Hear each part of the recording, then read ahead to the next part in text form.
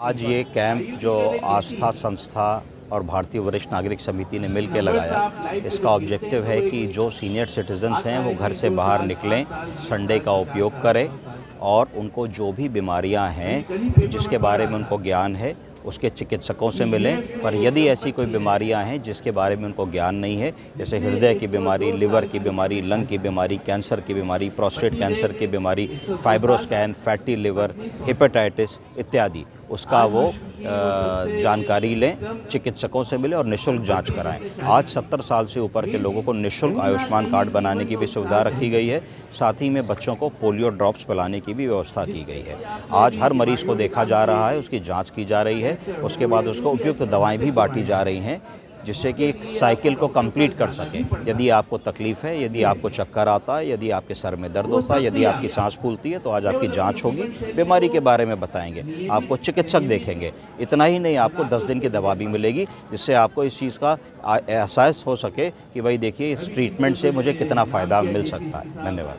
नमस्कार, मैं डॉक्टर अंजलि गुप्ता नूर मंजिल में मनोवैज्ञानिक हूँ, चिकित्सा मनोवैज्ञानिक हूँ और साथ साथ रिलेशनशिप रिजुविनेशन एक्सपर्ट भी हूँ, RCI रजिस्टर्ड भी हूँ और ये भारतीय वरिष्ठ नागरिक समिति की मैं चिकित्सा सचिव भी हूँ और आस्था हॉस्पिटल से काफ़ी समय से जुड़ी हुई हूँ। डॉक्टर AK शुक्ला का आस्था हेल्थ रिसोर्ट है, वहाँ पे 1 डे 1 नाइट का रिलेशनशिप रेजिनेशन रिट्रीट भी मैंने किया हुआ है और इस कैंप में काफ़ी कुछ रोल दिया गया है और मैं एक स्टॉल जो मुझे मिला है उसमें मनोवैज्ञानिक परेशानियों को जानना है। एक व्यक्ति शारीरिक बीमारियों के प्रति तो उसको पता रहता है शारीरिक बीमारियाँ क्या हैं, लेकिन मानसिक बीमारियाँ क्या हैं, उसका हमारे शरीर के लिए, हमारे अपने लिए कितना महत्वपूर्ण रोल अदा करता है। तो मनोरोग जब किसी को से ग्रसित होता है तो अधिकतर ये होता है किसी ने कुछ करा दिया है, कोई ऊपरी चक्कर है या कोई जादूगरी की गई है, लेकिन टोना टुटका किया गया है। तो ये उनको जो मिथ है उससे उनको दूर करने के लिए एक जानकारी देने के लिए कैंप रखा गया है कि मनोवैज्ञानिक बीमारियां कि जादू टोना नहीं है, टोना टुटका नहीं है और कोई किसी तरीके का कराया हुआ नहीं है, बल्कि एक मानसिक रोगों का लक्षण है। तो किस प्रकार से एक व्यक्ति मानसिक रूप से बीमार होता है, उसके क्या क्या लक्षण होते हैं और जो सामान्य होता है उसके क्या क्या व्यवहार होते हैं, उन दोनों के बीच में अंतर करने के लिए कुछ मनोवैज्ञानिक जांचें रखी गई हैं, जिसमें कि चिंता का और साथ में डिप्रेशन का और OCD का और साथ में आपका जो साइकोलॉजिकल बीमारी जिसमें स्ट्रेस है और साइकोटिक इलनेसेस का। और यहाँ पे इलाज भी होते हैं। इलाज पे CBT है, DBT है, ACT है, हिप्नोथेरेपी है, रिलैक्सेशन टेक्निक्स है, डीप ब्रीदिंग एक्सरसाइज है और various kind of eclectic approaches के साथ इलाज किए जाते हैं और व्यवहारिक समस्या, पारिवारिक समस्याओं का भी निदान किया जाता है। नमस्कार, धन्यवाद। जैसे मैम नूर मंजिल में डॉक्टर अंजलि गुप्ता मैम है, उनके साथ में वो जैसे मनोचिकित्सा में कर रही हैं और मैं न्यूरो से फिजियोथेरेपी का कैंप करवा रही हूँ मैम के साथ। तो न्यूरोलॉजिकल कंडीशन में जैसे उसमें जैसे न्यूरोलॉजिकल इश्यूज़ बच्चों में आते हैं या उसमें मानसिक कोई भी कंडीशन होती है तो उसको रिहैबिलिटेशन के लिए लोगों को जागरूकता के लिए बताएंगे। और जैसे स्ट्रोक हो गया, पैरालाइज्ड पेशेंट हो गए या कुछ भी जैसे न्यूरोलॉजिकल बीमारियां हैं तो उनको कैसे मतलब रिहैब किया जा सकता है उनको बताएंगे। और कैसे रोज़मर्रा में जैसे ऑर्थोपेडिक रिलेटेड कंडीशन है, जैसे नॉर्मल आप देखेंगे कि सबको इशूज़ होते हैं, अर्थराइटिस की आजकल प्रॉब्लम बढ़ रही है, लंबर या सर्वाइकल की, तो उनमें कैसे मतलब पॉस्चर करेक्ट करके या कैसे मतलब असिस्ट करके अपनी बॉडी को कैसे ठीक किया जा सकता है उसके लिए लोगों को बताएंगे जागरूकता के लिए। वैसे क्या लक्षण आप लोग देखते हैं, थोड़ा सा जानकारी देंगे जागरूकता? सबसे पहले जागरूकता के लिए कि जैसे लोगों का कोई आ रहा है तो उसका बॉडी पॉस्चर कैसा है सबसे पहले, और उसका पेन लोकेशन क्या है, किस तरह से पेन हो रहा है, तो वो जैसे लोग बताएंगे। मतलब मोस्टली आप देखेंगे लोगों का जो उठने बैठने का तरीका है वो आजकल बहुत ही ख़राब हो रहा है, लोग अपनी दिनचर्या पे ध्यान नहीं दे रहे हैं। तो उसके लिए सबसे पहले उनसे पूछेंगे कि वो कहाँ पे पेन हो रहा है, कहाँ नहीं, और बॉडी उनका पॉस्चर कैसा है, तो उसके बारे में। और न्यूरोलॉजिकल में जैसे कि आपने देखा होगा उसमें बहुत सारी कंडीशन आ जाती हैं, जैसे किसी का हाथ, जैसे कोई भी नर्व कंप्रेस हो रही है, नस दब रही है, तो लोगों के हाथ कब कप आ रहे हैं, तो उस वजह से तो उसमें थोड़ा सा लोगों को बताएंगे कि किस वजह से हो रहा है, क्योंकि लोग जागरूक नहीं है, लोगों को पता नहीं है कि कुछ लोगों में जैसे कैल्शियम की कमी या विटामिन की कमी हो जाती, उस वजह से भी जैसे हो रहा है, और उस वजह से किस वजह से नस दब रही है, क्या हो रहा है, तो उसके बारे में लोगों को जागरूक करेंगे। धन्यवाद। शुभ नाम क्या? डॉक्टर कल्पना आर्या। गुड मॉर्निंग सर, मैं एपेक्स एक्यूपंक्चर सेंटर से आई हूँ। मेरा नाम नज़मा है। मैं यहाँ पर जैसे कि दर्द जनिक जितने न्यूरोजेनिक बीमारियाँ हैं वो सब बीमारियों की ट्रीटमेंट दे रही हूँ। बीसीएम थेरेपी है, मोक्सा थेरेपी है, पेनिस्ट्री है, फिर कपिंग थेरेपी है, एक्यूपंक्चर है, सारे थेरेपी यहाँ पर दिया जा रहा है। जितने भी दर्द जनिक बीमारियाँ हैं उन लोगों को दिया जा रहा है। बाकी तो हमारे सेंटर पे आने पे इस कैंप से जितने भी लोग आएंगे 25% का डिस्काउंट है।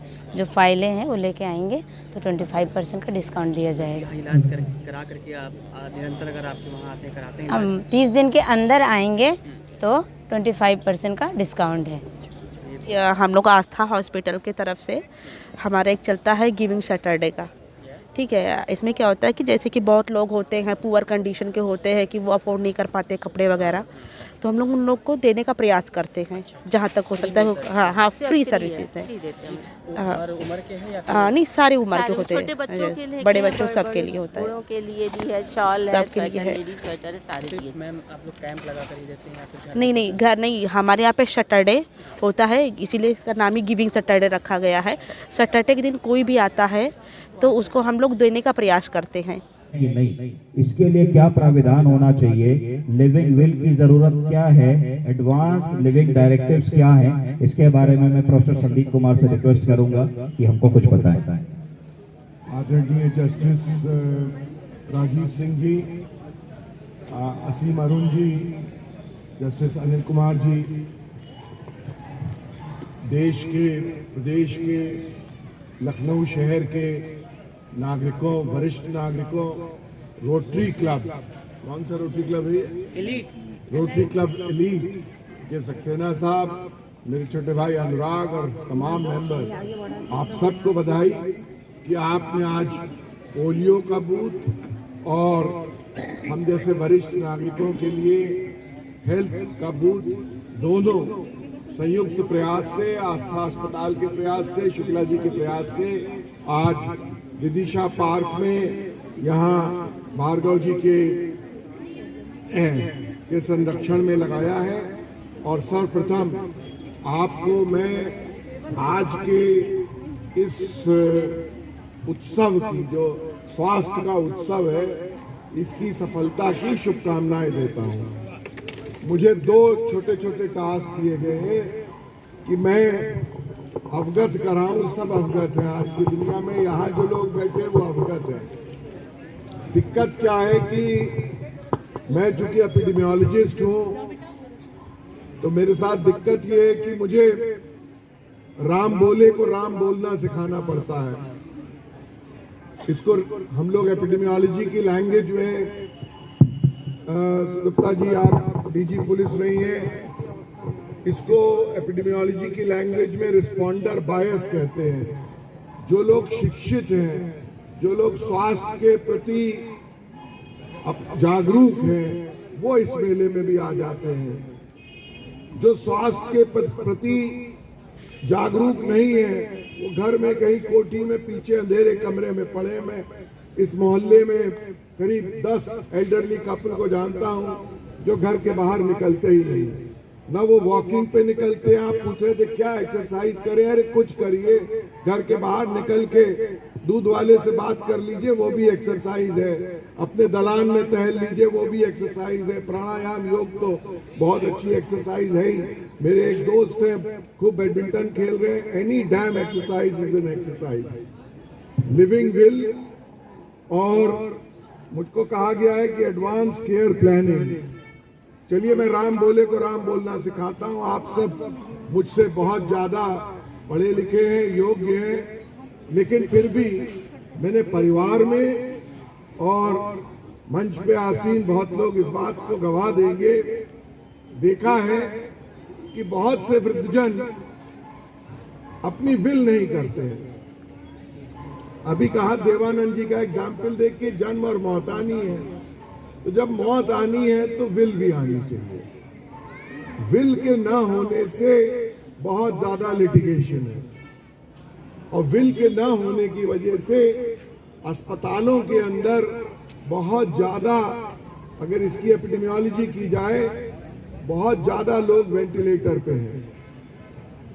तो ये मार्कंडे काटजू साहब के एक जजमेंट आने के बाद से कि पैसिव यूथनेसिया, अर्थात अब भारत के हर सिटीजन को ये अधिकार है कि वो अपने जीते जी ये निर्णय कर ले कि यदि उसे ऐसा रोग हो गया हो जो असाध्य हो, यदि वो जीर्ण क्षीण हो, तो अपने अंतिम समय के अंतिम घंटों में वह कृत्रिम उपकरणों पे न जाए।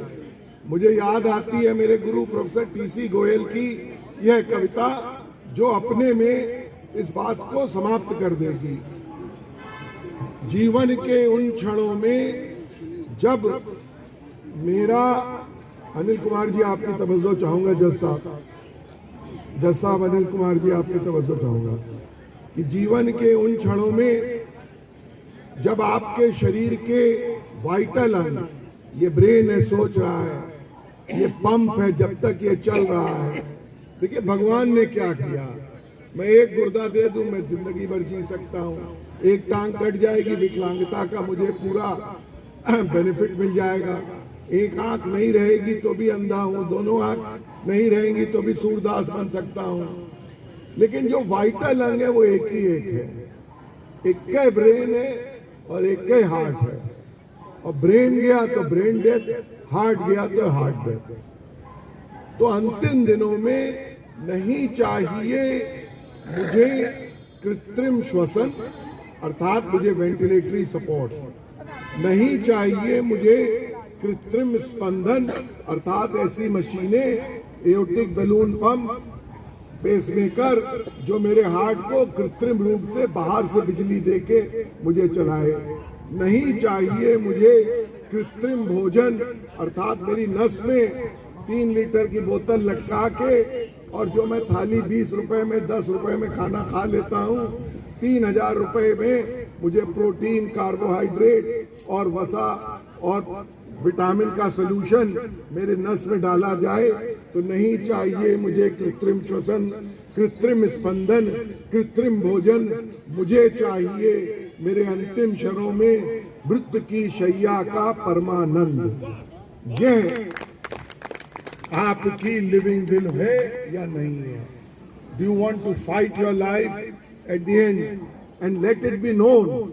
अपने जो किथ एंड किन है, अगर आप लिख नहीं पा रहे हैं तो उनको अपनी इन वैल्यूज को आप ट्रांसमिट कर दें।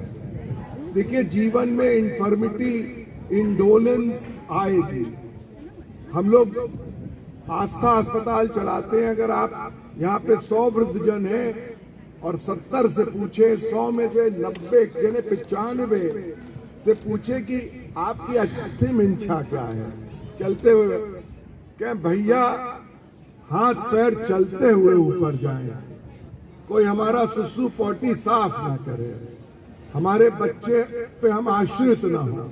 तो जब ये तमन्ना है आपकी कि हाथ पैर चलते हुए जाएं, तो क्या आप चाहते हैं कि 20,000, 50,000, 30,000 रुपए रोज के इन कृत्रिम पंगलों पर, अब गवर्नमेंट ऑफ इंडिया जो नए हॉस्पिटल बना रही है, मैं हॉस्पिटल प्लानिंग में रहा हूँ, उसमें जनरल वार्ड के बेड बहुत कम हो गए, मरीज का स्टे ही नहीं है। मैं गॉल ब्लैडर ऑपरेट करता हूँ, सुबह ऑपरेट करता हूँ, अभी मैंने अपना गॉल ब्लैडर ऑपरेट किया, मैं कार चला के गया, अगले दिन कार चला के खुद वापस आ गया।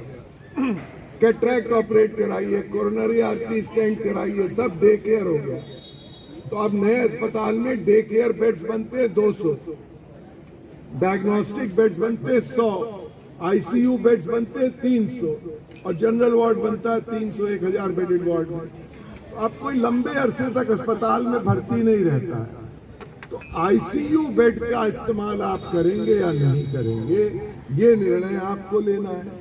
एडवांस केयर प्लानिंग में आपको, आप इंश्योरेंस कराते हैं, आपको कुछ और प्लानिंग कर लीजिए।